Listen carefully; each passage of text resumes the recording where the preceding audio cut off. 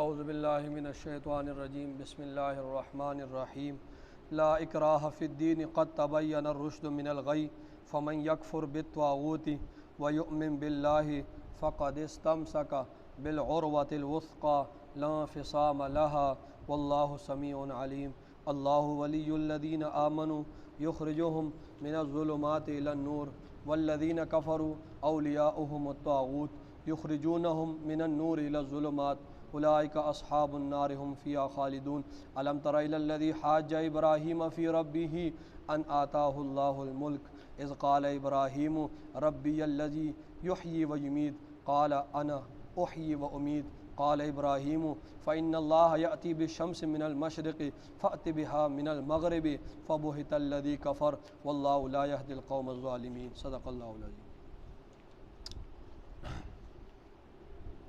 لا اکراہ، نہیں ہے کوئی زور، نہیں ہے کوئی جبر، ٹھیک ہے، لا اکراہ نہیں ہے کوئی زور، نہیں ہے کوئی زبردستی، نہیں ہے کوئی جبر، فی الدین، دین کے بارے میں، دین کے بارے میں کوئی زور زبردستی جبر نہیں ہے۔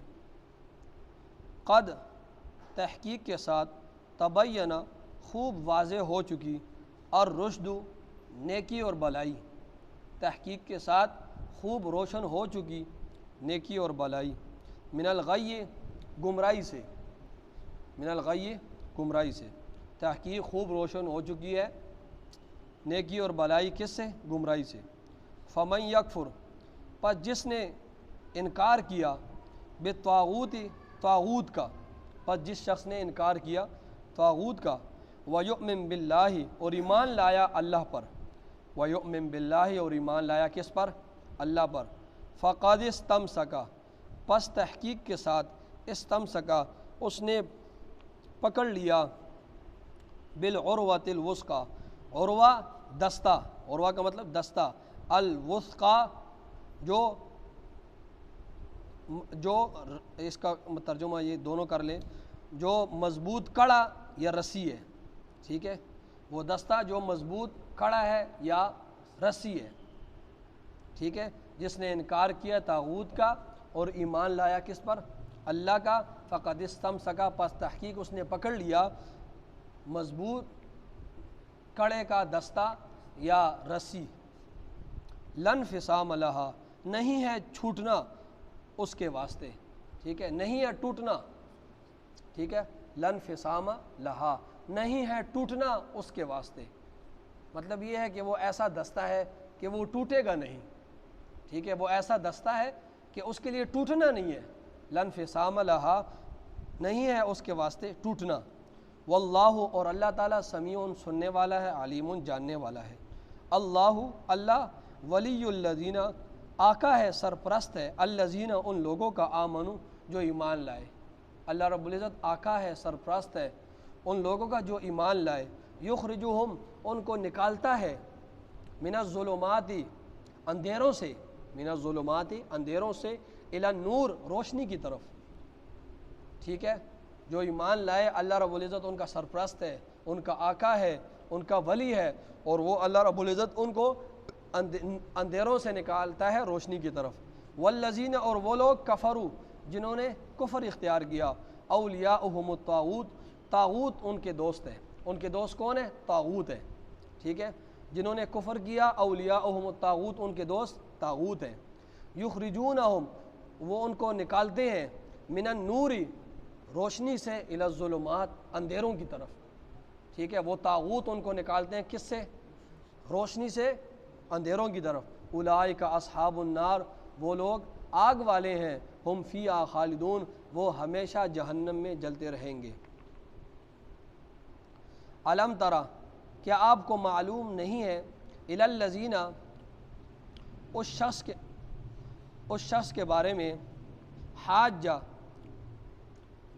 جس نے جھگڑا کیا، ابراہیم علیہ السلام کے ساتھ، فی ربہ، اس کے رب کے بارے میں، کیا آپ کو معلوم نہیں ہے، الی الذین، اس واقعے کے بارے میں کہ ایک حاجہ، جھگڑا کیا ابراہیم علیہ السلام کے ساتھ اس شخص نے فی ربہ اس کے رب کے بارے میں ان یہ کہ اس لیے جھگڑا کیا آتاہ اللہ الملک کہ اللہ نے اسے سلطنت دی تھی، ٹھیک ہے، اس نے اس لیے جھگڑا کیا کہ اللہ رب العزت نے اس کو کیا دی تھی؟ سلطنت دی تھی۔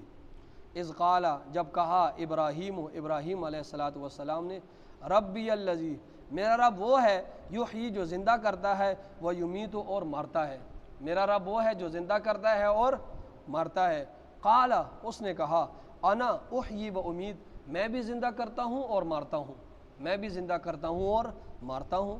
قال ابراہیم علیہ السلام نے کہا فإن اللہ پس بے شک اللہ تعالیٰ یأتی لاتا ہے بالشمس سورج کو من المشرقی مشرق سے، میرا رب سورج کو مشرق سے طلوع کرتا ہے، فأت بہا من المغربی پس تو لیا من المغربی اسے مغرب سے لیا، ٹھیک ہے، میرا رب مشرق سے سورج کو طلوع کرتا ہے اور مغرب میں غروب کرتا ہے، تو اگر رب ہے تو تو اس طرح کر، تو مغرب سے طلوع کر دے، فأت بہا پس تو لیا بہا اسے اس سورج کو من المغربی مغرب سے، فبہت الذی پس حیران کیا گیا الذی وہ شخص کفر جس نے کفر کیا، فبہتا پس حیران کیا گیا الذی وہ شخص کفر جس نے کفر کیا، واللہ لا یہدی القوم الظالمین اور اللہ تعالیٰ ظالم قوم کو ہدایت نہیں دیتا، ٹھیک ہے، اللہ تعالیٰ ظالم قوم کو ہدایت نہیں دیتا۔ آسان سا ترجمہ ہے، سب کو سمجھ آ گئی ہے، اس کی تفسیر بھی اتنی مشکل نہیں ہے۔ لا اکراہ فی الدین قد تبین الرشد۔ مدینہ میں یہود کا بڑا اثر و رسوخ تھا، رسول اللہ صلی اللہ علیہ وسلم کے آنے سے پہلے علمی لحاظ سے بھی بڑا اثر و رسوخ تھا یہود کا مدینہ میں، سیاسی لحاظ سے بھی بڑا اثر و رسوخ تھا، اور مالی اعتبار سے بھی یہود بڑے، یعنی ان کا اثر و رسوخ تھا، تجارت پر ان کا بڑا قبضہ تھا، تو مالی لحاظ سے بھی مضبوط تھے، سیاسی لحاظ سے بھی یہود مدینہ میں مضبوط تھے، اور جو ہے وہ علمی لحاظ سے بھی بڑے مضبوط تھے، علماء تھے ان کے اندر۔ اور اسی مدینہ میں مشرکین کے بھی دو قبیلے رہتے تھے، ایک تھا اوس اور ایک تھا خزرج۔ یہ اوس اور خزرج بھی ان کے بھی باغات تھے، کافی زمینیں تھیں ان کی بھی، لیکن تجارت پر قبضہ کس کا تھا؟ یہود کا تھا۔ اوس اور خزرج کے بھی زمینیں بڑی تھی، باغات تھے، لیکن یہ جو یہود تھے ان کا عملی لحاظ سے بھی بڑا اثر و رسوخ تھا، مالی لحاظ سے، سیاسی لحاظ سے، علمی لحاظ سے بڑا ان کا جو ہے تجارتی لحاظ پر ان کا قبضہ تھا۔ تو دوسری طرف سے اوس اور خزرج بھی تھے، لیکن وہاں پر مدینہ میں جو لوگ بہت غریب لوگ تھے نا، کچھ غریب لوگ بھی ہر جگہ ہوتے ہیں، تو وہ اپنا جو خرچہ نہیں کر سکتے تھے نا، وہ اس طرح کرتے تھے کہ اپنے بچے یہود کے حوالے کر دیتے تھے کہ یار ہم تو اپنا خرچہ نہیں برداشت کر سکتے، ہمارے پاس اپنے کھانے کے لیے کچھ نہیں ہے، یہ ہمارے بچے تم لوگ بڑے امیر ہو، علمی لحاظ سے بھی بڑے ہو، سیاسی لحاظ بھی تم مضبوط ہو، ہمارے بچے تم لے لو، ان کو پالو، اس کو مطلب یہ علم سے سکھاؤ، اور ان کو اچھا کھانا جس طرح اپنے بچوں کو کھلاتے ہو، یہ تمہارے ہوگے۔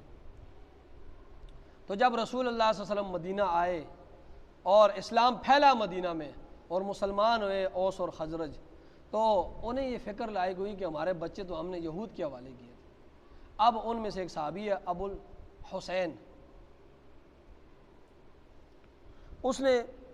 وہ اپنے بچوں کے پاس گیا، وہ بالغ ہو چکے تھے، اور وہ بچے اس کے عیسائی ہو چکے تھے کیونکہ یہود کے پاس تھے، تو انہوں نے بڑا کہا کہ تم مسلمان ہو جاؤ، دیکھو میں مسلمان ہو گیا ہوں، بڑا زور لگایا، لیکن بچوں نے کہا ہم مسلمان نہیں ہوں گے۔ اسی طرح رسول اللہ صلی اللہ علیہ وسلم نے جب یہود کو مدینہ سے نکالا خیبر کی طرف، تو ان مسلمانوں کے بچے بھی ان کے پاس تھے، ان یہود، تو وہ بھی جانے لگے ان کے ساتھ، تو ان مسلمانوں نے بڑا زور لگایا یار رکو ہمارے پاس، مسلمان ہو جاؤ۔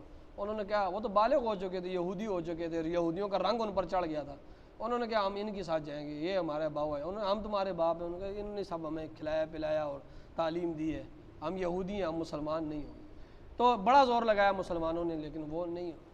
اب یہ لوگ رسول اللہ صلی اللہ علیہ وسلم کے پاس آئے اور آپ صلی اللہ علیہ وسلم سے یہ سارا باتیں رکھی کہ اب ہم کیا کریں، ہمارے بچے تو یہودی اور عیسائی ہو گئے۔ اس موقع پر یہ آیت نازل ہوئی کہ لا اکراہ فی الدین، دین کے بارے میں کوئی زور و زبردستی نہیں ہے، کوئی جبر نہیں ہے، ٹھیک ہے، کوئی بندہ دین یہ کر سکتا ہے کہ آپ دین کی تبلیغ دیں، آپ دین کی تبلیغ کریں، آپ دین کے بارے میں ترغیب دیں، آپ دین کی خوبیاں بیان کریں، اور جو کفر ہے شرک ہے اس کی خامیاں بیان کریں، بس اتنا کر سکتے ہیں۔ دین کی تبلیغ کریں، ترغیب دے لوگوں کو، اپنی دین کی خوبیاں بیان کریں، اور کفر اور شرک اور ان غلط جو ہے چیزوں کی تردید کریں، ان کی خامیاں لوگوں کے سامنے بیان کریں، بس۔ باقی کسی کو ڈنڈے کے زور پر آپ جو ہے وہ نہیں کر سکتے، کافر کو مسلمان ڈنڈے کے زور پر نہیں کر سکتے۔ نبی بھی آئے، دیکھو انہوں نے خوب واضح واضح باتیں بتائیں، اب کون مسلمان ہوا کوئی نہ ہوا، تو نبی نے کوئی ڈنڈا تو نہیں مارا کسی کو تم نے مسلمان ہی ہونا ہے۔ فرمایا لا اکراہ فی الدین، دین میں داخل ہونے کے لیے، دین میں داخل ہونے کے لیے دین میں کوئی زور و زبردستی اور کوئی جبر نہیں ہے۔ بعض لوگوں نے یہ کوشش کی ہے اس سے ثابت کرنے کی۔ دیکھیں مرتد کا مسئلہ ہے، مرتد جو جس نے جو بندہ اسلام چھوڑ دیتا ہے نا، کوئی مسلمان تھا وہ نعوذ باللہ مرتد ہو گیا، عیسائی ہو گیا، یہودی ہو گیا، کافر ہو گیا، کوئی بھی ہو گیا۔ اب مرتد کا مسئلہ شریعت میں کیا ہے؟ اسے 3 دن کی مہلت دو، 3 دن میں اپنے شکوک و شبہات علماء کے سامنے رکھے، ایک عالم کے پاس رکھے، دوسرے عالم کے پاس رکھے، تیسرے عالم کے پاس رکھے۔ 3 دن کا ٹائم بڑا ہوتا ہے، جو اس کو شکوک و شبہات ہے وہ دور کرے۔ اگر 3 دن تک وہ مرتد ہی رہا اور اس نے دوبارہ وہ اسلام میں نہ آیا، تو شریعت کیا کہتی ہے کہ اس کی گردن اڑا دو، اس کو قتل کرو۔ تو بعض لوگوں نے اس بات کی کوشش کی ہے کہ دیکھو کیوں اسے قتل کیا جائے، لا اکراہ فی الدین، دین میں کوئی زبردستی نہیں ہے۔ تو وہ غلط قسم کی تفسیر کرتے ہیں اس آیت کی۔ اب وہ جو ہے وہ باغی ہو چکا ہے، ایک ملک کا باغی ہو نا، ملک باغی کو نہیں چھوڑ دیا، تو جو رب کا باغی ہو، جو نبی کا باغی ہو، اس کو دین کی طرف چھوڑے۔ ہاں کافر ہے، اسے آپ ڈنڈے کی زور پر مسلمان نہ کریں، آپ تبلیغ کریں، ترغیب دیں، اسے دین کی خوبیاں بیان کریں، حق یہ سیدھا راستہ ہے، یہ غلط راستہ، باقی وہ اس کی اپنی مرضی ہے۔ لا اکراہ، دین کے میں داخل کرنے کے لیے، مسلمان کرنے کے لیے دین میں کوئی جبر نہیں ہے، کوئی زبردستی نہیں ہے۔ ہاں جو بندہ دین میں داخل ہو گیا، دوبارہ دین سے مرتد ہو گیا، اب اسے قتل، 3 دن کی مہلت ہے، اسے قتل کیا جائے، ٹھیک ہے۔ فرمایا کدھر چلا گیا؟ قد تبین، تحقیق خوب واضح ہو چکی ہے، اور رشد، ہدایت، نیکی بلائی، من الغی، گمراہی سے۔ میں نے کتابیں بھی بھیج دی ہیں، اللہ فرما رہے ہیں، میں نے پیغمبر بھی بھیج دیے ہیں، اور ہر دور میں نے پیغمبر کے نائبین بھیجے ہیں، علماء حق کو میں نے بھیجا ہے، ہر دور میں نے کھڑا کیا ہے، انہوں نے بتایا بھائی یہ ہدایت کا راستہ ہے، یہ گمراہی کا راستہ ہے، یہ بدی ہے، یہ نیکی ہے، یہ کفر ہے، شرک ہے، اور یہ توحید ہے، سب واضح ہو چکا ہے۔ قد تبین الرشد من الغی، خوب واضح ہو چکی ہے، ٹھیک ہے، ہدایت من الغی، گمراہی سے۔ فمن یکفر، اللہ فرما رہے پر جس نے انکار کیا بالطاغوت، طاغوت کا، ویؤمن باللہ، اور ایمان لایا اللہ پر، فقد استمسک، پس تحقیق اس نے مضبوط پکڑ لیا، بالعروۃ الوثقی، دستہ، وہ دستہ جو کڑا ہے یا رسی کا دستہ اس نے پکڑ لیا، ٹھیک ہے۔ جس نے انکار کیا طاغوت کا اور ایمان لایا اللہ تعالیٰ پر، تو اس شخص نے ایک مضبوط قسم کے دستے کو پکڑ لیا ہے، لن فصام لہا، اب اس دستے کے لیے ٹوٹنا نہیں ہے، ٹھیک ہے، اس کے لیے اب وہ ٹوٹے گا نہیں، اس نے ایسے مضبوط قسم کے دستے کو پکڑ لیا ہے جو اب اس کے لیے ٹوٹنا نہیں ہے، وہ ٹوٹے گا نہیں۔ واللہ سمیع علیم، اور اللہ تعالیٰ سننے والا ہے اور عالم، جاننے والا ہے۔ یہ طاغوت سے کیا مراد ہے، اس کے بارے میں حافظ ابن کثیر رحمۃ اللہ علیہ اپنی تفسیر میں لکھتے ہیں کہ طاغوت سے مراد بت بھی ہے، فمن یکفر بالطاغوت، جس نے طاغوت کا انکار کیا اور ایمان لایا اللہ پر، طاغوت سے پھر کیا مراد ہے؟ اس کے بارے میں حافظ ابن کثیر رحمۃ اللہ علیہ لکھتے ہیں کہ طاغوت سے مراد بت بھی ہے، طاغوت سے مراد شیطان بھی ہے، طاغوت سے مراد جادو بھی ہے، طاغوت سے مراد جادوگر بھی ہے، طاغوت سے مراد کاہن بھی ہے، ٹھیک ہے، یہ 5 چیزیں طاغوت سے مراد ہیں، ٹھیک ہے۔ اور امام مالک رحمۃ اللہ علیہ طاغوت کے بارے میں فرماتے ہیں کہ طاغوت سے مراد کہ اللہ کے علاوہ کسی کی عبادت کرنا، جتنی بھی چیزیں ہیں اللہ کو چھوڑ کر کسی اور کی طرف جانا، یہ سب طاغوت ہے، ٹھیک ہے۔ تو مطلب یہ ہے کہ جس نے کفر کیا طاغوت کا، مطلب یہ ہے کہ بتوں کی عبادت نہ کی۔ جس نے کفر کیا، جس نے انکار کیا طاغوت کا، مطلب یہ ہے کہ شیطان کی اطاعت نہ کی۔ ساری تفسیر اس میں فٹ آ رہی ہے۔ جس نے انکار کیا طاغوت کا، مطلب یہ ہے کہ جادوگروں کے جادو میں نہ آیا، جادوگروں کے جادو کا انکار کیا اور ان کے پاس نہ گیا۔ جس نے انکار کیا طاغوت کا، کاہنوں کا انکار کیا، کاہنوں کے پاس نہیں جاتا، شیطان کی اطاعت نہیں کرتا، جادوگروں کے جادو میں نہیں جاتا، اور بتوں کی عبادت نہیں کرتا، شیطان کی اطاعت نہیں کرتا، اور وَيُؤْمِن بِاللَّهِ، اور ایمان کس پر رکھتا ہے؟ اللہ تعالیٰ پر، تو اس نے ایک مضبوط قسم کی رسی کو، دستے کو پکڑ لیا ہے جس کے لیے ٹوٹنا نہیں ہے۔ فرمایا اللہ ولی الذین آمنوا، اللہ آقا ہے، سرپرست ہے، الذین ان لوگوں کا جو ایمان لائے، یخرجوہم من الظلمات، وہ اللہ نکالتا ہے انہیں من الظلمات، اندھیروں سے، ٹھیک ہے، کفر کے اندھیروں سے، شرک کے اندھیروں سے، برائی کے اندھیرے سے اللہ رب العزت کن کو نکالتا ہے؟ ایمان والوں کو، الی النور، روشنی کی طرف، نور اسلام کی طرف، نور ایمان کی طرف، ٹھیک ہے، ان چیزوں کی طرف اللہ رب العزت انہیں لے کر جاتا ہے، انہیں کفر کے، شرک کے اور ظلم کے، ان کے اندھیروں سے نکال کر اللہ رب العزت کس کی طرف لے کے آتا ہے؟ نور ایمان کی طرف، ایمان کی روشنی کی طرف، اسلام کی روشنی کی طرف، توحید کی روشنی کی طرف اللہ رب العزت ان کو نکال کر، اندھیروں سے نکال کر اس طرف لے کے آتا ہے۔ والذین، اور وہ لوگ جنہوں نے کفر کیا، اولیاءہم الطاغوت، ان کے دوست طاغوت ہے، ان کے دوست کیا ہیں؟ طاغوت ہے۔ طاغوت ان کو تبلیغ کرتے ہیں، طاغوت ان کا عقیدہ بگاڑتے ہیں، طاغوت ان کے اخلاق بگاڑتے ہیں، ٹھیک ہے۔ یخرجونہم من النور الی الظلمات، وہ انہیں نکالتے ہیں من النور، روشنی سے، الی الظلمات، اندھیروں کی طرف۔ اندھیرے سے کیا مراد ہے؟ یہ ان کا عقیدہ بگاڑتے ہیں، کفر کی طرف بلاتے ہیں، شرک کی طرف بلاتے ہیں۔ اولئک اصحاب النار، یہی لوگ آگ والے ہیں، ہم فیہا خالدون، اور وہ اس میں ہمیشہ اس جہنم میں جلتے رہیں گے۔ الم تر الی الذی حاج ابراہیم، یہ اب اللہ رب العزت ایک واقعہ ذکر کر رہے ہیں ابراہیم علیہ السلام کا۔ ابراہیم علیہ السلام اس دور میں پیدا ہوئے کہ اس دور میں قوم عمالقہ تھی، ٹھیک ہے، جس علاقے میں وہ پیدا ہوئے، جس دور میں، جس زمانے میں پیدا ہوئے، اس وقت قوم عمالقہ کا بڑا اثر و رسوخ تھا، اور انہی کا اقتدار تھا۔ قوم عمالقہ یہ عملیق کی نسل سے تھا، یہ قوم عمالقہ، عملیق نامی آدمی تھا، اس کی نسل سے قوم عمالقہ تھی، انہی کا اقتدار تھا، انہی کا اثر و رسوخ تھا ابراہیم علیہ السلام کے دور میں، اور انہی کا بادشاہ تھا نمرود ابن کنعان، یہ بھی طاغوت عمالقہ قوم سے تھا، ٹھیک ہے۔ تو ابراہیم علیہ السلام جس دور میں پیدا ہوئے، اس وقت کس کا اثر و رسوخ تھا؟ قوم عمالقہ کا، اور ان کا اقتدار تھا، اور انہی کا بادشاہ تھا جس کا نام کیا تھا؟ نمرود ابن کنعان اس کا نام تھا۔ تو ابراہیم علیہ السلام کے جو والد تھے آزر، یہ ان کے والد، یہ اسی نمرود کا مذہبی امور کا سربراہ تھا۔ مطلب یہ ہے کہ بتوں کو بنانا، اچھا بتوں کو جگہ پر رکھنا، مجاوروں کو رکھنا، اور یہ تمام کام ابراہیم علیہ السلام کے والد کے سر انجام والد ہی کرتے تھے۔ ان کا وزیر تھا، نمرود کا جو وزیر تھا نا، وہ یہ بتوں کے بارے میں، بتوں کے معاملات جتنے بھی سنبھالنے، بتوں کو بنانا، اس کا تراشنا، ان کو فلاں فلاں جگہ پر رکھنا، مجاوروں کو رکھنا، یہ تمام تر امور جو تھے وہ ابراہیم علیہ السلام کے والد کے سرپرستی میں ہوتے تھے، یہ وزیر تھے نمرود کے۔ تو ایک طرف اللہ کا کرنا دیکھیں نا، ایک طرف بت بنانے والا اور دوسری طرف بت شکن، ٹھیک ہے۔ تو اللہ رب العزت کے یہ کام ہے۔ تو ابراہیم علیہ السلام نے اپنے والد کو بھی سمجھایا کافی، اور حکومت وقت کو بھی سمجھایا، لوگوں کو بھی سمجھایا، حتیٰ کہ ابراہیم علیہ السلام نے پھر نمرود سے ٹکر لی، ٹھیک ہے، نمرود کو سے ٹکر لی۔ فرمایا الم تر الی الذی حاج،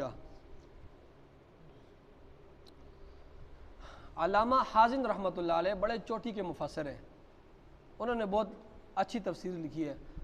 وہ لکھتے ہیں کہ دنیا میں 4 حکمران ایسے گزرے ہیں کہ جو پوری دنیا کے حاکم تھے۔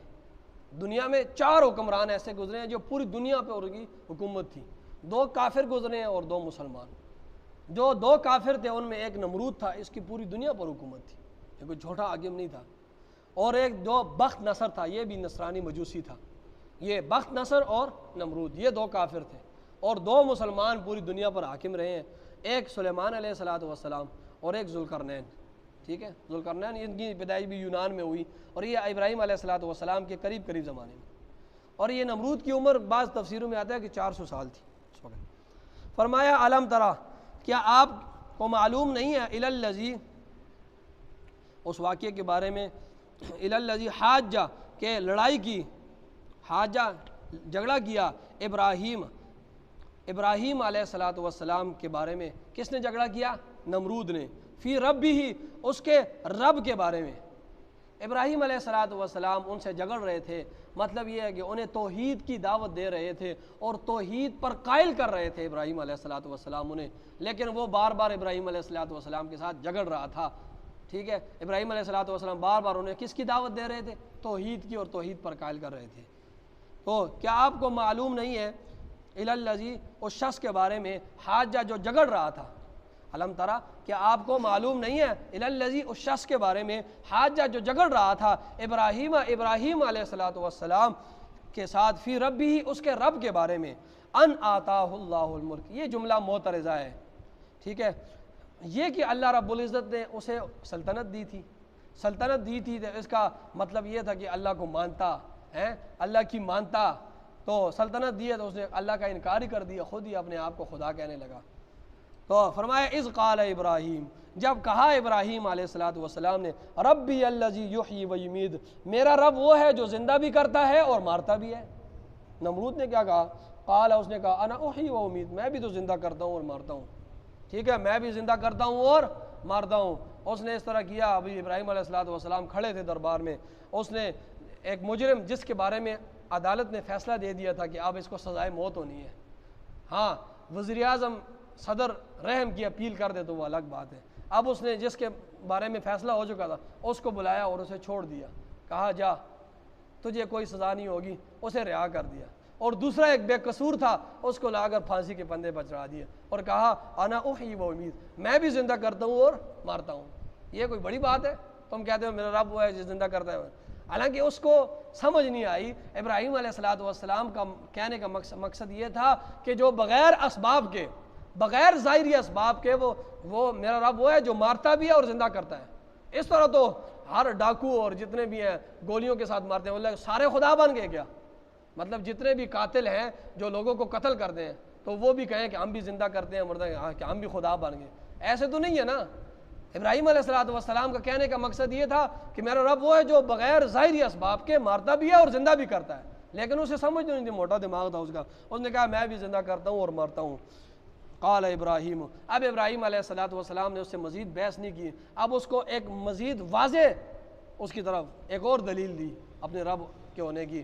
اپنے مطلب یہ ہے کہ تو رب نہیں ہے، بلکہ فرمایا قال ابراہیم، ابراہیم نے کہا فإن اللہ، بے شک میرا رب جو ہے، بے شک اللہ، یأتی لاتا ہے، بالشمس من المشرق، سورج کو مشرق سے لاتا ہے، مشرق سے طلوع کرتا ہے اور مغرب میں غروب کرتا ہے. فأت بہا من المغربی، تو اگر اپنے آپ کو رب کہتا ہے نا تو فأت بہا من المغربی، تو مغرب سے طلوع کر دے، تو مغرب سے طلوع کر دے. میرا رب تو وہ ہے. اب اس میں مزید ابراہیم علیہ السلام نے بحث نہیں کی کہ میں آپ کو سمجھاؤں، دیکھو ظاہری اسباب یہ وہ. دوسری طرف چلے گئے کہ اس کو میں مزید ایک واضح دلیل دوں کہ میرا رب وہ ہے جو مشرق سے سورج کو طلوع کرتا ہے. اللہ رب العزت وہ ذات ہے جو مشرق سے سورج کو طلوع کرتا ہے اور مغرب میں غروب کرتا ہے. تو اگر خدا ہے تو تو مغرب سے طلوع کر دے. اب امام راضی رحمۃ اللہ علیہ فرماتے ہیں، اگر یہ کہتا نا، امام راضی فرماتے ہیں اگر یہ کہتا کہ جو مشرق سے طلوع ہوتا ہے وہ میں ہی کرتا ہوں، جو مشرق سے طلوع ہوتا ہے وہ بھی میں ہی کرتا ہوں، ہر روز جو سورج مشرق سے طلوع ہوتا ہے وہ میں ہی کرتا ہوں اور جو غروب کا وہ میں کرتا ہوں. تو اگر تیرا رب ہے تو اس طرح کر، تو رب کو کیا کل مغرب سے طلوع کر کے دکھائے. تو فرمایا اگر نمرود ایسا کہتا تو اللہ رب العزت ابراہیم کو مطلب اس کی دلیل کو ثابت کرنے کے لیے جو اللہ رب العزت سورج مغرب سے طلوع کر دیتا.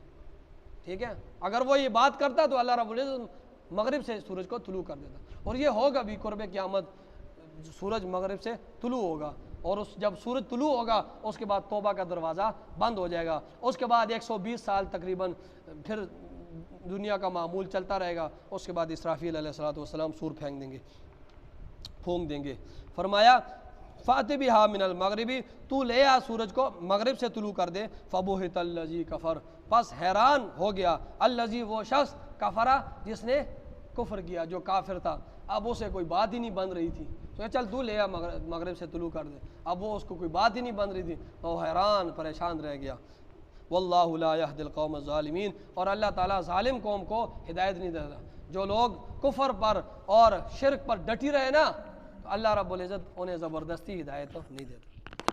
آمین. الحمدللہ رب العالمین والعاقبۃ للمتقین والصلاۃ والسلام علی سید الانبیاء. ربنا آتنا فی الدنیا حسنہ وفی الآخرۃ حسنہ وقنا عذاب النار. صلی اللہ علیہ وسلم.